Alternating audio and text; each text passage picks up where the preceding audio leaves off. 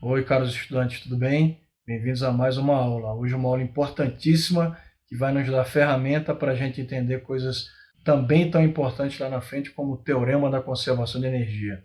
Mas não é a aula de hoje não, a aula de hoje é a introdução para a gente chegar nisso. Nós vamos falar de duas grandezas também bem importantes, que é a grandeza trabalho e potência. Quando vocês ouvem falar, o carro tem uma potência de tantos cavalos, outro tantos cavalos, o que significa isso? Quando você fala, eu vou usar uma lâmpada LED de 21 watts, que equivale a uma lâmpada incandescente de 100 watts. O que significa isso em relação à energia gerada, luz gerada ou energia consumida? Tudo isso a gente vai responder na aula de hoje, então vamos embora. Primeira coisa, gente, quando a gente fala em trabalho, trabalho é uma grandeza física que ela é vinculada com a grandeza energia, que a gente vai falar, inclusive, na próxima aula que eu gravar aqui. Tanto que ambas são medidas no SI na mesma unidade, que é o Joule. São grandezas que muitas vezes são equivalentes e podem ser substituídas umas pelas outras. O que acontece? Não existe uma definição formal de trabalho e energia em que você consiga definir a grandeza sem se basear em outras grandezas que já existem. As definições, inclusive, acabam caindo em um loop. Como assim? Muitos livros definem trabalho como uma grandeza física que mede a capacidade de um sistema em gastar energia. E aí, quando você vai lá para a energia, você vê, às vezes, a definição dizendo que é a grandeza física que mede a capacidade de um sistema em realizar trabalho. Para evitar esse loop, vamos se preocupar em entender o que é trabalho, e posteriormente na outra aula, energia, e como é que se calcula. São grandezas que eu diria que são de suma importância no curso de mecânica, e um aluno que cursa o ensino médio, ele não pode passar o ensino médio sem ver física, especificamente sem estudar essas grandezas, trabalho, potência e energia. Então vamos lá começar por trabalho realizado por uma força constante. Imaginem que a gente tem aquele nosso amigo bloco apoiado numa superfície, por enquanto não se preocupem se ela tem atrito ou não, mas vamos imaginar que esse bloco está sujeito a uma força aqui, ó. Eu vou colocar um vetor aqui oblíquo, ou seja, inclinado, uma força F, que é constante, e ela forma um ângulo θ com o vetor de deslocamento desse bloco, que é esse vetorzinho que eu vou colocar aqui de vermelho, vetor D, vetor de deslocamento. No momento que a gente aplicar essa força F, e supondo que esse bloco vai se deslocar ao longo desse deslocamento que eu supus e chamei de D, a quantidade que ele vai se deslocar daqui para cá, por exemplo, eu vou chamar de D. É um módulo do vetor de deslocamento. É quanto esse bloco vai se deslocar. Como é que se calcula o trabalho realizado por essa força F? O trabalho da força F, que a gente representa pela letra grega tal, na graduação, para quem for fazer curso superior e for estudar física, a gente costuma usar o trabalho W maiúsculo, de work. Tem essas diferenças de símbolo, às vezes, quando você estuda a física do ensino médio e da graduação, mas o significado da grandeza é a mesma. Então, o trabalho da força F é o produto do módulo de F pelo módulo do deslocamento pelo cosseno do ângulo entre os vetores F e o vetor D. Essa é a expressão que a gente usa para calcular o trabalho realizado por uma força constante F. Então vamos colocar quem é quem aqui. Esse cara é o trabalho realizado pela força. Vou falar da unidade já já, deixa guardado aqui. Isso aqui é um módulo de F, módulo da força aplicada, medido em newtons. D é o módulo do vetor de deslocamento, medido em metro, né, SI, né, como a gente sempre discute aqui, distância. E θ é o ângulo entre F e D. O que é importante a gente pensar? Primeiro, na unidade de trabalho. Se você olhar para essa equação, a unidade de trabalho é a unidade de força multiplicada pela unidade de deslocamento. Coloquei ambas aí. Né? A unidade de força no SI é Newton e de deslocamento é metro. Esse produto Newton-metro nós chamamos de Joule. Essa unidade Joule, ou Joule, como eles falam na Inglaterra, né? Ele era inglês, físico inglês, James Prescott Joule, ele contribuiu bastante para essa parte de energia, calor também. Ele trabalhou na época da famosa Revolução Industrial Inglesa e ele ajudou a estabelecer a equivalência entre energia e calor. Foi um dos físicos que trabalhou com William Thomson, né, o famoso Lord Kelvin. Então, Joule ele tem uma importância enorme nessa área de física, de termodinâmica, de energia. Por isso, a homenagem é dada para a unidade de energia no SI, para esse cara que contribuiu tanto para essa área da física. Então, sempre que a gente falar em trabalho, e lá na frente, na próxima aula em energia também, saibam que no sistema internacional a gente sempre mede em Joule. Se você olhar para essa expressão aqui, FD cosseno θ, no ensino médio ela pode não ter muito sentido, mas na graduação, quando se estuda vetor, geometria analítica, se estuda uma operação vetorial chamada produto escalar de dois vetores. Eu, quando ensino vetores para turmas de ensino técnico e médio, eu ensino produto escalar e produto vetorial, porque eu acho que dá para ensinar sem precisar usar matemática avançada. Quando a gente estuda vetor no ensino médio, normalmente a gente termina na operação vetorial soma e subtração de vetor. Mas você pode ir além e falar desse chamado produto escalar de dois vetores. Vou falar rapidamente aqui para que você não fique no vácuo. Então, o que é o produto escalar de dois vetores? Quando você pega dois vetores quaisquer, A, por exemplo, e B, o produto escalar de AB, que a gente simboliza normalmente com um pontinho assim, ó, A pontinho B, ele vai gerar um escalar C, veja que o nome é produto escalar, porque ele gera, o resultado dele é uma grandeza escalar, não vetorial, e o produto escalar A vezes B, o módulo desse escalar, ele é o módulo de A vezes o módulo de B, vezes o cosseno do ângulo entre as origens de A e B, que é esse ângulo aqui, θ. Então, isso é uma operação vetorial. Portanto, a gente pode dizer claramente que o trabalho realizado por uma força constante F é o produto escalar de F vezes D. Por isso que o trabalho é uma grandeza escalar. Olha aí, atenção. Trabalho e energia, que a gente vai falar também, são grandezas escalares e não vetoriais. Isso é muito bom em matéria de facilidade para trabalhar, né? Porque a gente não vai se preocupar com aquelas operações vetoriais que muitas vezes os alunos se enrolam. Então, quando eu calculo o trabalho realizado por uma força, por exemplo, trabalho 100 joules, eu simplesmente estou dizendo que a grandeza física trabalho tem uma intensidade de 100 joules, mas ela não tem orientação espacial, uma coisa que é típica de vetores, porque ela é uma grandeza escalar e não vetorial. Ela é escalar, como o tempo é uma grandeza escalar, massa é uma grandeza escalar, temperatura e assim vai. Percebam que esse cosseno de θ aqui, ele nos diz uma coisa importante. Primeiro, se eu estou trabalhando com módulo de F, isso aqui vai ser sempre uma grandeza positiva. Se eu estou trabalhando com módulo de D, isso aqui também vai ser sempre uma grandeza positiva. Mas o cosseno, para quem lembra, ela é uma função, né, que ela pode valer entre menos 1, ela pode ser menos 1, ela é maior ou igual a menos 1, e menor ou igual a 1. Então, cosseno, assim como o seno, eles podem valer de menos 1 a mais 1, passando pelo zero. O que significa isso? Que muitas vezes esse ângulo aqui vai ser tal que o cosseno vai dar zero. Quem é que lembra qual é o ângulo cujo cosseno dá zero?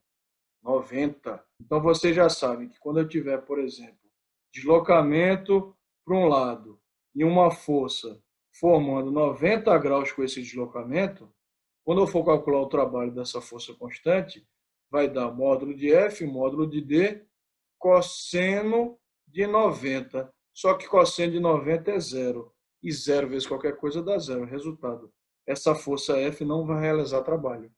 Então, em exemplos, quando a força formar 90 graus com deslocamento, a gente já sabe que para aquele deslocamento a força não vai realizar trabalho. Como é que eu interpretaria isso de uma maneira mais palpável?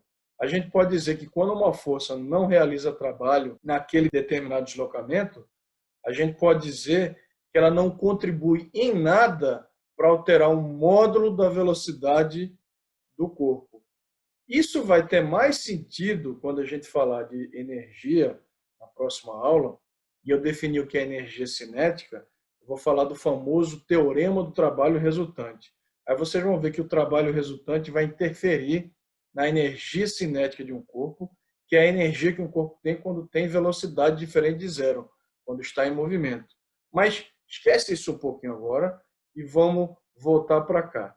Então, dizer que a força não realiza trabalho, ou tem trabalho nulo, é dizer que ela não vai contribuir para o aumento ou diminuição da velocidade do corpo. Vamos ver um exemplo nessa figura que eu coloquei aqui. Se a gente falar em força-peso aqui, a nossa amiga força-peso, para baixo, e falar em força normal aqui para cima, e eu quisesse, por exemplo, calcular nesse exemplo o trabalho realizado pela força-peso, eu teria que fazer o quê? Força-peso vezes o deslocamento D, vezes cosseno. Quanto é o ângulo que o peso está formando com o deslocamento aqui? Aqui, ó, na figura.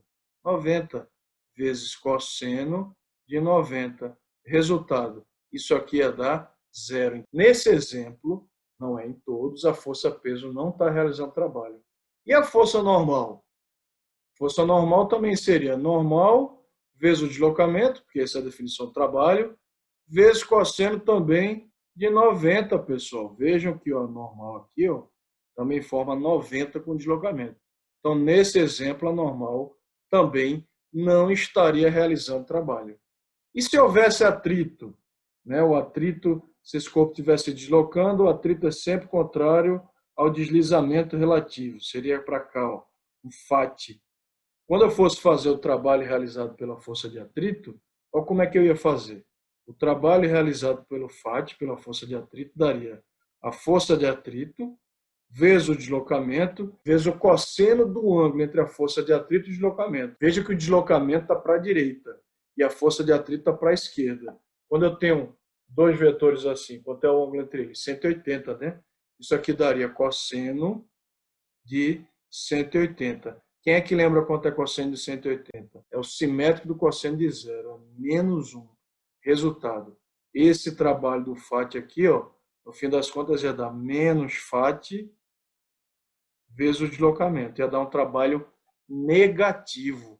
Ah, pode ter trabalho negativo de uma força constante? Pode. Eu não falei agorinha que o cosseno pode ser menos 1. Então, quem vai ditar o sinal do trabalho, se ele é positivo, se ele é negativo ou se ele é zero, é esse ângulo θ entre a força e o deslocamento.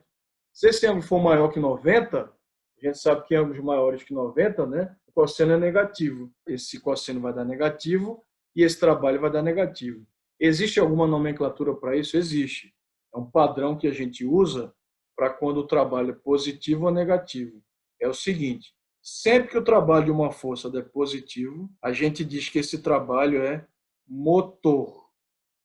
E sempre que o trabalho realizado por uma força for negativo, a gente diz que esse trabalho é resistente. Então vejam, para calcular o trabalho realizado por uma força específica, constante, eu faço FD cosseno θ.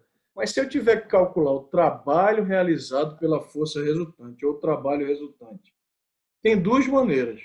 Ou eu posso dizer que o trabalho resultante é a força resultante vezes o deslocamento vezes o cosseno do ângulo, e aí para isso eu vou ter que calcular a resultante de todas as forças e multiplicá-la pelo deslocamento e ver o ângulo que essa resultante de todas as forças faz com o deslocamento para poder calcular esse cosseno θ. Essa é uma maneira. Mas uma maneira mais fácil, por que eu digo que é mais fácil? Porque se você for calcular a força resultante, você vai ter que usar aquelas operações vetoriais, né, para calcular essa força resultante. Lei dos cossenos, coisa e tal, e assim vai.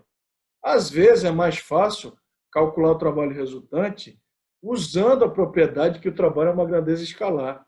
E aí eu posso dizer que o trabalho resultante é a soma de todos os trabalhos realizados por cada força aplicada. Trabalho de F1, trabalho de F2, trabalho de F3. Se eu tiver N forças, ó, aquela soma infinita. Trabalho de F enésimo. Traduzindo, às vezes é melhor calcular o trabalho realizado pelo peso, o trabalho realizado pela normal, o trabalho realizado por F, o trabalho realizado pelo FAT e depois somar todos os trabalhos. Lembrando que pode ser que um desses trabalhos seja negativo. E aí, quando eu for jogar aqui na soma, vai aparecer, na verdade, uma subtração, né? Porque mais com menos vai dar negativo. Eu posso também usar aquele meu querido símbolo de somatório, né?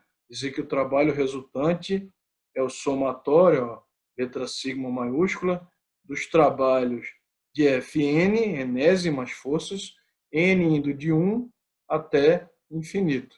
Então, isso aqui e isso são coisas equivalentes. Então, às vezes, é mais fácil calcular o trabalho resultante usando a soma de cada trabalho individual de cada força, somando tudo, que pode, inclusive, dar zero. A gente vai interpretar o que é esse trabalho resultante zero quando a gente for falar do teorema do trabalho resultante. Mas, a priori, a gente já pode antecipar, porque eu falei aqui, né, que o trabalho, quando uma força não realiza trabalho, ela não está interferindo no aumento ou diminuição do módulo da velocidade. Então, a gente pode interpretar mais ou menos isso aqui quando a gente for falar de trabalho resultante. Se o trabalho resultante for nulo, significa que a velocidade do corpo não vai nem aumentar, nem diminuir. Próximo trabalho que a gente vai aprender a calcular, quando a gente for falar de trabalho realizado por uma força variável. O que eu falei aqui em cima era uma força constante.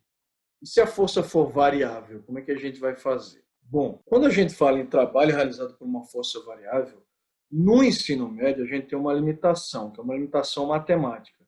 A gente não sabe cálculo ainda, aquela história de derivada, integral, que você paga nas disciplinas de cálculo 1, 2, 3 e 4 dos cursos que tem normalmente esse perfil de exatas ou de ciências naturais, como física, química, matemática, engenharias e assim vai. Então, como a gente não tem essa ferramenta matemática do cálculo, a gente só se resume a uma situação. Que situação é essa? No ensino médio, a gente só consegue calcular o trabalho realizado por uma força variável se o gráfico dessa força em função do deslocamento, já que ela é variável, né? Estou dizendo que ela varia, nos permitir calcular a área sob a curva. Então, se eu tiver um gráfico qualquer aqui, genérico, e eu for apto a calcular essa área dessa curva até aqui embaixo, eu posso dizer que, numericamente, o trabalho é igual, ó, aqui o símbolo de igual com N em cima, para dizer que é numericamente igual, à área sob a curva. Percebam que uma maneira talvez fácil da gente pensar em área sempre é o trabalho não é o produto FD cosseno θ, né? Sempre que uma grandeza for o produto dessas duas aqui, dessas duas grandezas que estão nos eixos, significa que se eu tirar a área, eu acho aquela grandeza. Vocês devem lembrar disso. Isso aconteceu lá em cinemática, por exemplo, quando eu tinha um gráfico velocidade por tempo. Se eu tirasse a área dessa curva, eu achava o quê? A distância percorrida. Por quê? Porque o produto VT é S, né? Então, S é igual a VT. Então, de um modo geral, eu estou falando isso só para servir como uma dica, se eu tiver um gráfico que tenha eixos y e x, que o produto das grandezas que estão nesses dois eixos resulte em alguma outra grandeza física, significa que se eu tirar a área, eu vou achar aquela grandeza trabalho. Claro que se essa área estivesse aqui embaixo, e eu precisasse tirar a área aqui, ó, essa área aqui, aí no caso eu tiraria a área normalmente, só que esse trabalho ia dar negativo, né? Porque eu estaria com forças aí negativas.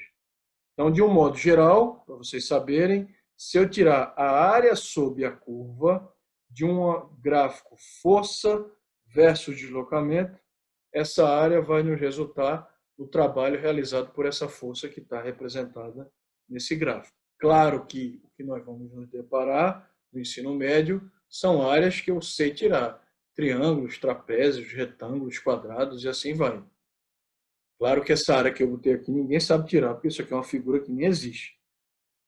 Lá no nível superior, a gente expande mais os horizontes, porque eu posso ter a função que mostra como é que esse trabalho varia, e aí tirar a área. No ensino médio eu posso até ter a função, só que tem que ter funções que eu consiga tirar a área, né? Nesse caso, funções de primeiro grau, que vão gerar retas aí. Próximo trabalho que a gente precisa aprender a calcular é o trabalho realizado pela força peso. E aí tem uma coisa muito interessante em relação a esse tópico. Apesar da gente não usar a matemática no ensino superior, que é a chamada soma infinitesimal, a gente vai introduzir esse conceito de forma simples, vocês vão ver como ele é brilhante, que foi o conceito que o Newton e o Leibniz, né, que foram os criadores do cálculo, introduziram. O Newton, mesmo Newton do Isaac Newton, das leis de Newton. Por isso que o cara é considerado um dos grandes gênios, né? Ele fez contribuições notórias em física, em matemática, em astronomia. E aí o que acontece? Imaginem que eu quero agora calcular o trabalho da força-peso. Aí você vai dizer, peraí, Pedro, a gente não viu agora ali em cima que o trabalho do peso deu zero? Pois é, ele deu zero, gente, nesse problema, onde o peso formava 90 graus com deslocamento. Mas nem sempre o peso vai formar 90 graus com deslocamento.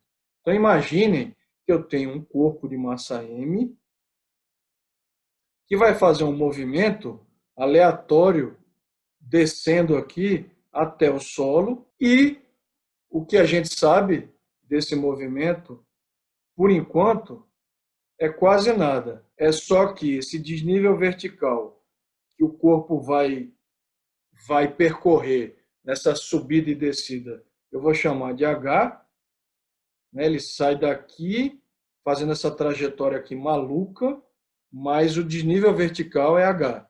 A gravidade, a aceleração da gravidade aqui está para baixo, G, e a força-peso, que a gente também já sabe lá das leis de Newton, também está apontando no mesmo sentido da aceleração da gravidade, nesse caso aqui para baixo. E eu quero medir se o peso realiza trabalho durante esse deslocamento. Será que realiza? Bom, primeiro, como é que eu vou medir o ângulo que o peso faz com o vetor de deslocamento se esse deslocamento é altamente aleatório, maluco? Aí vem a noção brilhante da matemática. Vamos imaginar que essa trajetória pode ser decomposta numa escadaria, onde você tem degraus aqui, ó, pedaços verticais e horizontais dos degraus. Eu consigo decompor de forma aproximada essa trajetória em degraus. O que acontece? Vamos olhar só para um degrau desse aqui, como se eu fosse dar um zoom em um degrau desse aqui. Pegar um degrau específico aqui e puxar ele para cá. Dar um zoom nele aqui. Ó. E aí esse degrau é composto de uma parte vertical e outra horizontal. Você vai dizer, Pedro, não estou gostando muito dessa aproximação, porque essa trajetória de escadaria está muito diferente da trajetória que esse corpo está fazendo, né? Porque a minha câmera aqui é virada, é ao contrário, né? É espelhada. Mas ela é bem diferente, essa trajetória em escadaria, da trajetória real, que é uma trajetória que tem curvas. Pois é, por enquanto se preocupe com isso. Já já eu vou mostrar que eu posso continuar usando essa escadaria. Mas vamos olhar só para esse movimento da escada. O movimento da escada ele é um movimento horizontal e outro vertical. Então vamos colocar aqui o horizontal. Vou colocar a bolinha aqui menor de propósito, só para a gente enxergar. Então está aqui as duas trajetórias que essa bolinha faz. Ela faz uma trajetória aqui para a esquerda. Eu vou chamar isso aqui de deslocamento horizontal 1, porque é o degrau que eu vou chamar de 1. E essa parte vertical eu vou chamar de deslocamento vertical 1, DV1, V de vertical. Vamos olhar para a força-peso? A força-peso o tempo todo está para baixo. Aqui ela está para baixo, P. E aqui ela está para baixo, P também. Né? O peso sempre está apontando para baixo. Vamos pegar o trabalho realizado pelo peso no degrau que eu estou chamando de 1 aqui. Ó. Então, trabalho realizado pelo peso no degrau 1. Eu vou dizer que ele é o trabalho realizado pelo peso na parte horizontal 1, mais o trabalho realizado pelo peso na parte vertical 1. Né? Se eu dividir esse degrau aqui numa parte horizontal e numa parte vertical, eu posso dizer que o trabalho total desse degrau 1 é a parte horizontal mais a parte vertical, já que eu posso somar, calcular o trabalho total, não é isso? Só que olhem com carinho essa parte horizontal. Nessa parte desse deslocamento horizontal, quanto é o ângulo que o vetor força-peso faz com o deslocamento? Eu vou puxar para cá o de verde. 90. E nós vimos agora que sempre que uma força faz 90 graus com deslocamento, quanto é o trabalho realizado por essa força naquele deslocamento? Zero, porque cosseno de 90 é zero. Resultado, essa parte aqui horizontal não vai realizar trabalho. E na parte vertical, quanto é o ângulo que o peso faz com o deslocamento? Se os dois estão apontando para baixo. Zero. Só que cosseno de zero é 1. Resultado, esse trabalho aqui vai dar o peso vezes o deslocamento. Vamos chamar esse pedacinho aqui vertical, o tamanho dele, de H1, a altura do degrau 1. Então vai ser o peso vezes a altura do degrau 1. Cosseno de 0, que é 1, não precisa botar. Ou seja, no degrau 1, o trabalho realizado pela força-peso só vai ser levado em conta o deslocamento vertical desse degrau. O horizontal não vai contar, porque o peso vai sempre fazer 90 graus. Isso aqui vai ser P vezes H1. Por lógica, por inferência, o trabalho realizado por qualquer degrau aqui, 2, 3, 4, 5, 10, vai ser simplesmente o peso vezes o deslocamento vertical H daquele degrau. Então, o trabalho do peso no degrau 2 vai ser o peso vezes o H2. Degrau 10, o peso vezes o H10, e assim vai. O que nós vamos fazer agora? Imagine agora que eu vou diminuir o tamanho de cada degrauzinho desse e aumentar a quantidade de degrau. Vou diminuindo, diminuindo, diminuindo. Vou diminuir tanto que ele vai ficar tão pequenininho que ele vai ficar infinitesimalmente pequeno. Olha que coisa interessante. Se ele vai ficar infinitesimalmente pequeno, quantos degraus eu vou precisar para completar essa minha trajetória aqui total? Infinitos. N degraus. Vê que coisa abstrata da matemática. Eu deixei o degrau tão infinitamente pequeno que agora eu vou ter infinitos degraus nessa escadaria maluca aí. E se eu tenho infinitos degraus, eles são infinitamente pequenos, agora sim a minha escadaria está praticamente igual a essa minha trajetória sinuosa, curvilínea. Levando em conta que isso é verdade, olha o que eu vou fazer agora. Eu vou dizer que o trabalho total do peso é a soma do trabalho do peso no degrau 1 mais o trabalho do peso no degrau 2. Quantos degraus eu tenho? Não tem infinitos. Mais aí reticências, ó, aquela ideia de soma infinita aqui, ó. Mais o trabalho do peso em qual degrau? N, no enésimo degrau. Professor, esse negócio de soma infinita está meio complicado. Mas vê que interessante. Eu vou reduzir isso em uma equação só, por incrível que pareça. Vamos descer aqui. Vou fazer o seguinte aqui, ó. O trabalho do peso vai ser... Quem é o trabalho do peso do degrau 1? Já mostrei. PH1. Degrau 2, PH2. Degrau N, PHN, é isso? Então, o que eu vou fazer aqui, ó? P vezes H1. Lembre-se que as partes horizontais nunca contam nessa trajetória.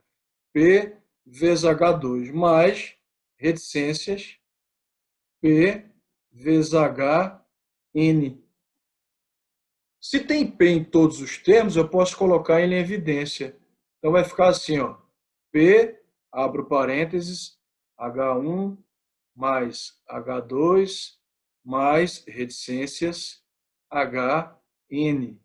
Percebam que se esse P entrar multiplicando aqui, ó, todos os termos, eu volto aqui para cima. Só estou mostrando que são iguais.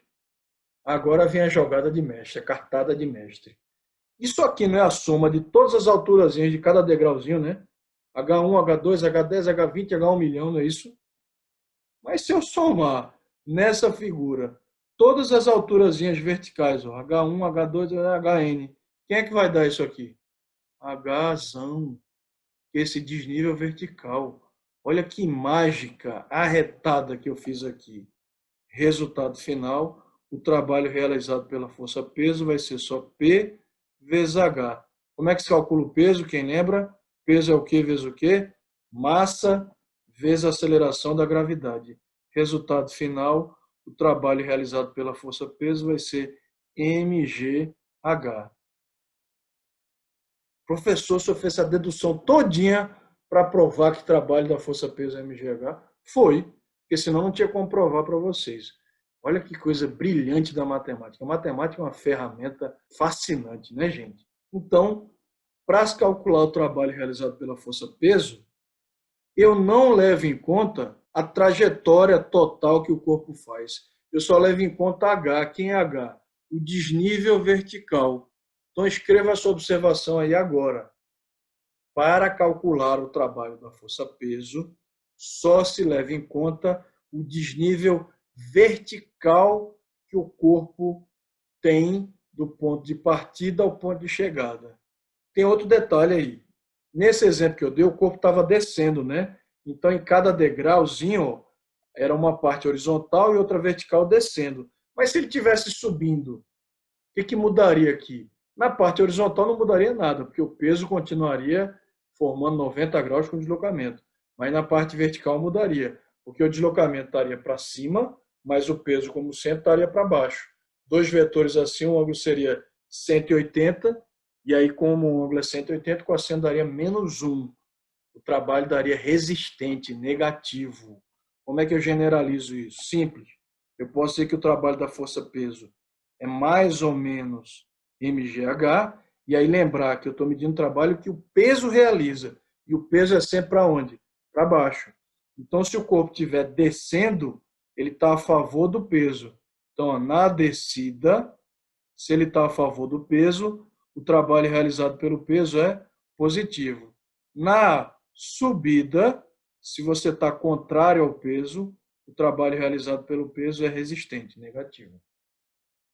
Então, quando eu pego um objeto e levanto ele de um nível qualquer para outro nível vertical, seja lá qual for a trajetória, se eu estou levantando, o trabalho realizado pelo peso aqui, ó, se o peso está para baixo e o deslocamento está para cima, esse trabalho é resistente. O peso está tentando levar você para baixo, mas você está subindo. Então, o peso realiza um trabalho resistente.